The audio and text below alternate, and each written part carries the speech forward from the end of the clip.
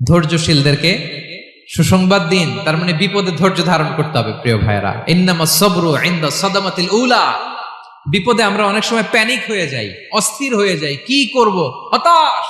না, মুমিনরা হতাশ হয় না, ধৈর্য ধারণ করে। কি করে? কি করে? ধৈর্য ধারণ করার শক্তি দাও গো মেহেরবান আমায়, দাও গো মেহেরবান। পড়েন, ধৈর্য ধারণ করার শক্তি দাও গো মেহেরবান আমায়, দাও গো মেহেরবান। সবাই বলুন একসাথে, ধৈর্য ধারণ করার শক্তি দাও গো মেহেরবান আমায়, দাও গো মেহেরবান।